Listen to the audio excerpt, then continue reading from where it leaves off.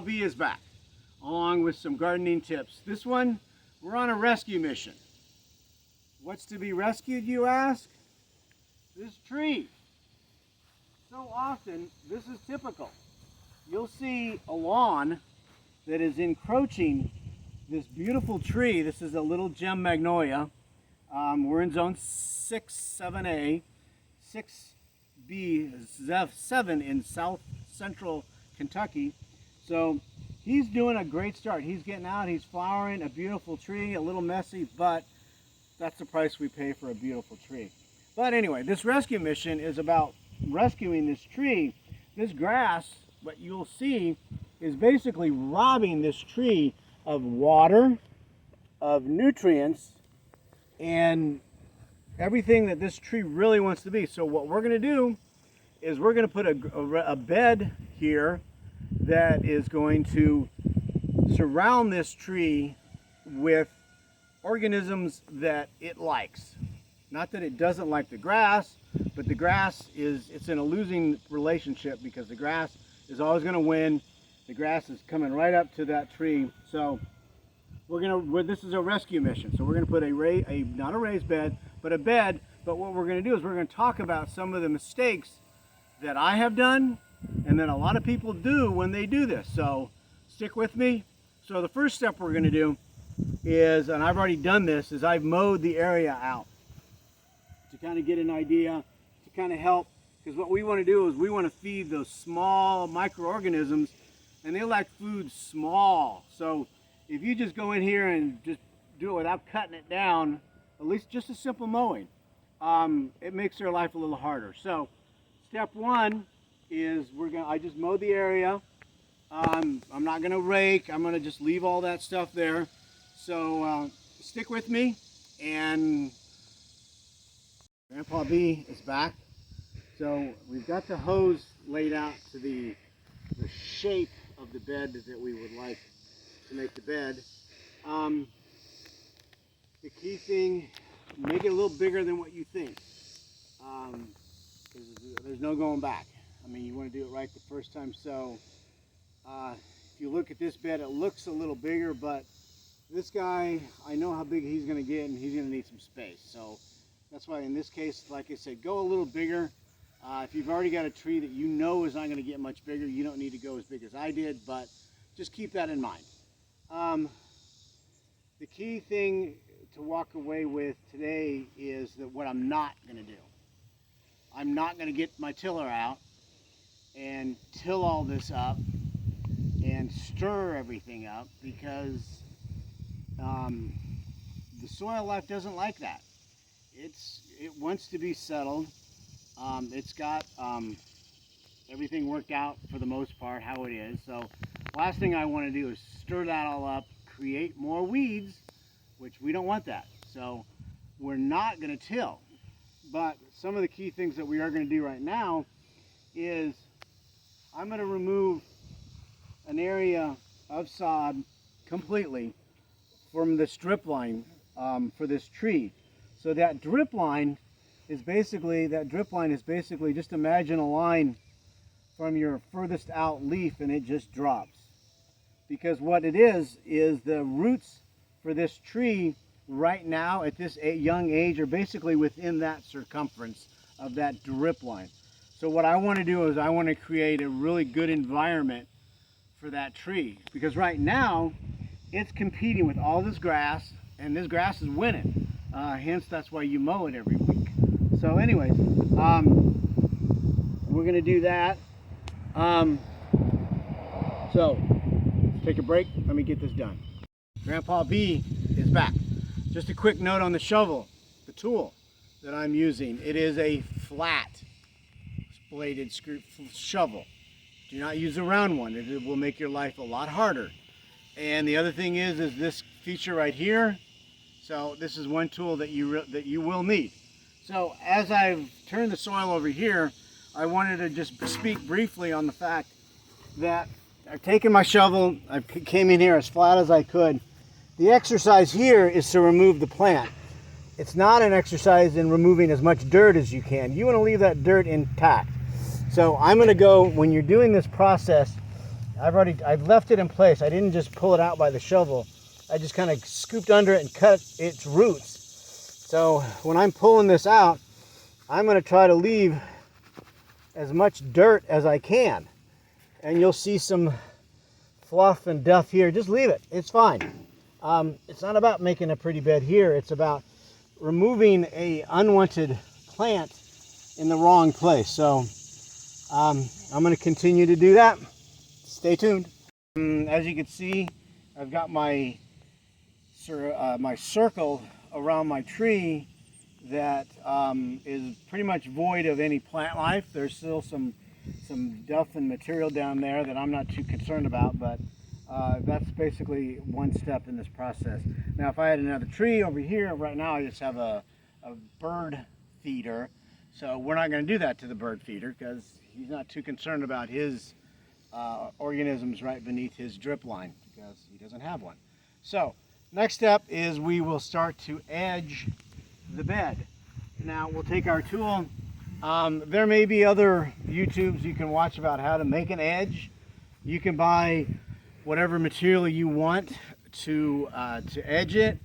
I like to do things on the cheap, so I'm going to try a method that I've seen on a YouTube that looks really good. It has some good principles behind it because it basically creates an air path for the roots, and roots don't like air, so the roots are naturally going to stop.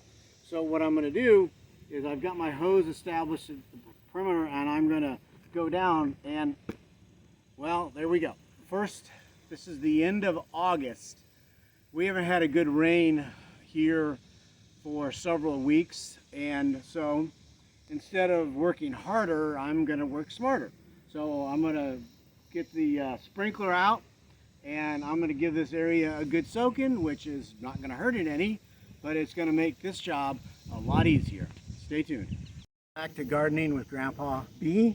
So it's been about an hour. Turned the sprinkler off, and I was able to, without a lot of work, cut my first edge in, which once again, it was just, I'm going straight down, and I'm going down about 4 inches. So I just, see how I've already cut that obviously, but that's how easy it was. I've already done this route, and it took me about 20 minutes. So the next thing I'm going to do is I'm going to create the inward edge, which is a 45-degree angle. So it's kind of like that angle that the shovel almost wants to sit at. So you just basically come in and like that. So don't lift that soil yet. The ground is wet. You ideally do not want to work when the soil is wet. So what we'll do is I'm going to go ahead and cut this around, and then we'll wait a couple hours.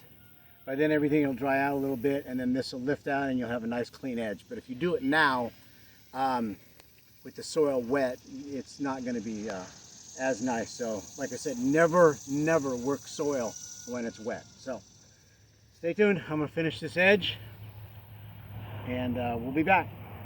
Gardening with Grandpa B. So raw materials that are going to go in that's going to create this bed. This is hardwood bark mulch. This is not a chipped up tree. This is scouted the area, and I found a hardwood lumber processing yard that they start with the raw tree, and the first step they do is they strip all the bark off, which is the best part, one of the best parts to work with when it comes to mulch. That's where most of the live organisms in a tree are in that space between the bark and the hardwood. So this is not chipped up hardwood. That is going to take a lot of nitrogen to decompose. This is bark mulch, and specifically it's hardwood bark mulch. It's hardwood bark mulch because the tree that I'm putting it around is hardwood. If I were doing this to pine trees, ideally if I could find a softwood or pine mulch would be ideal. There's lots of that around. You just got to go out and look. So this is one of the key ingredients. Once again, it is a hardwood bark mulch. Okay, Grandpa B, and Now you ask, why are we in this burn pile? Well, that's the next ingredient that we want to put in this pile, along with our leaf tree litter, is some burnt bark. Burnt bark is full of what you can find on the internet called biochar, but you don't need to buy it. What it is the remnants, hi Apollo. So here is some, what I'm after. You see this char here? This is what I'm after. And you can have some gloves, of course, but you can pick it up and knock some off that way. It just falls off. You can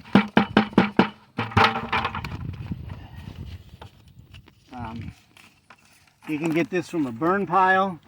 You can get this from just looking around.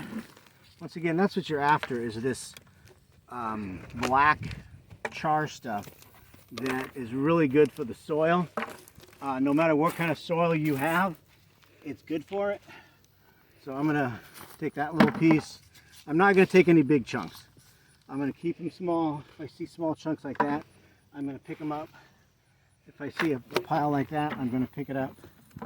Or a pile like this, I'm gonna put that there. That's it. I'm not gonna overload it. I probably have half a cup.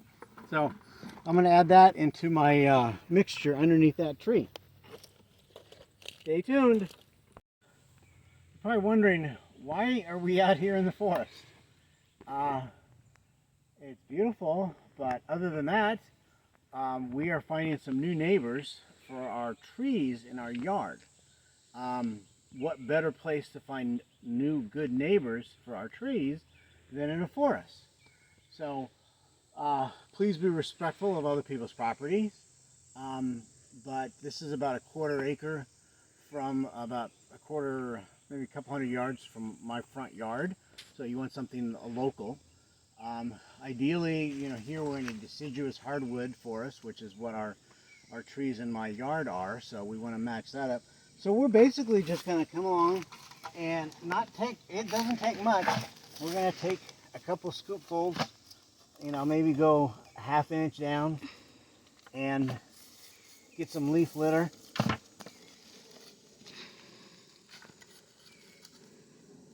And that's about it. That's all we're going to do. And this is going to be what's going to be mixed in beside the trunk of the tree where there is barren dirt. We're going to mix this in along with the compost.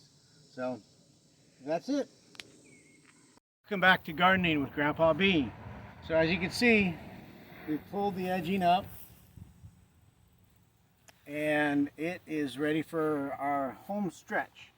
So we've collected some from our burn pile, some we're going to take this stuff and dump it out. Dump it by the tree. Then we're going to take some of that forest fluff. We're going to take it and do that as well. And then we're just going to take some of good old compost.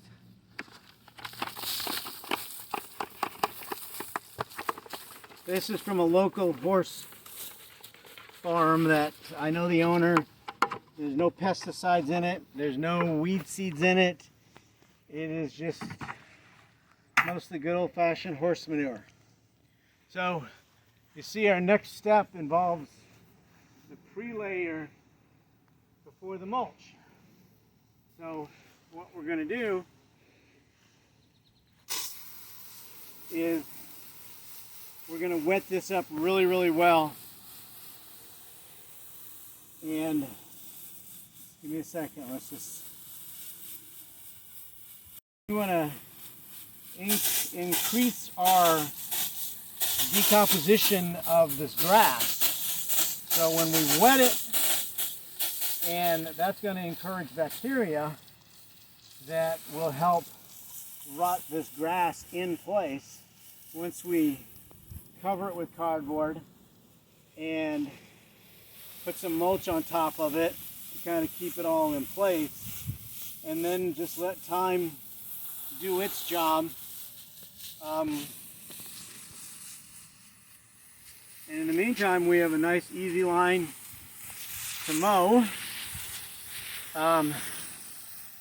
We have an area that the tree can put out its feeder roots and dig into this good compost and this good soil. So we'll just get this a good wet.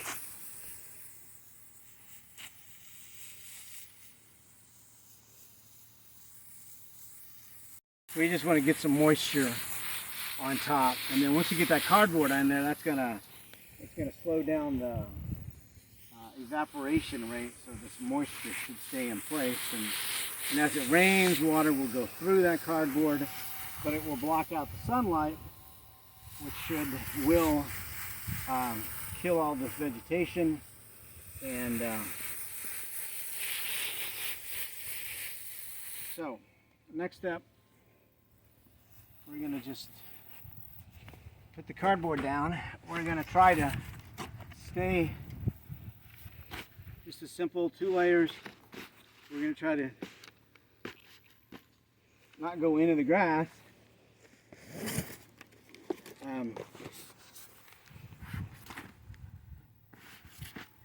But just lay it down. So.